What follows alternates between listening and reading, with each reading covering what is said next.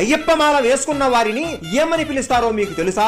మొదటిసారి అయ్యప్ప మాల వేసుకున్న వారిని కన్యస్వామి అని అంటారు. రెండవసారి వేసుకుంటే కత్తిస్వామి, మూడవసారి వేసుకుంటే ఘంటస్వామి, నాలుగవసారి వేసుకుంటే గదాస్వామి అని అంటారు. ఇంతవరకు అందరికీ తెలుసు. కానీ ఈ తరువాత మాల వేసుకున్న వారిని ఏమంటారో చాలా మందికి తెలియకపోవచ్చు. చెప్తాను వినండి. 5వసారి మాల వేసుకుంటే విల్లుస్వామి, 6వసారి వేసుకుంటే జ్యోతిస్వామి, 7వసారి వేసుకుంటే సూర్యస్వామి, 8వసారి వేసుకుంటే చంద్రస్వామి, 9వసారి వేసుకుంటే వేలుస్వామి, 10వసారి వేసుకుంటే విష్ణు చక్ర స్వామి, 11వసారి వేసుకుంటే శంఖాధార స్వామి, 12వసారి వేసుకుంటే నాగభరణి స్వామి, 13వసారి వేసుకుంటే శ్రీహరి స్వామి, 14వసారి వేసుకుంటే పద్మస్వామి, 15వసారి వేసుకుంటే త్రిశూల స్వామి, 16వసారి వేసుకుంటే శ్రీ సబరి గతి స్వామి, 17వసారి వేసుకుంటే ఓంకార స్వామి, 18వసారి వేసుకుంటే నారికేల స్వామి. ఆ తర్వాత ఎన్నిసార్లు వేసుకున్నా గురుస్వామి అని పిలుస్తారు. మీరు మాల వేశారా? మిమ్మల్ని ఏమని పిలవాలో కామెంట్ చేయండి.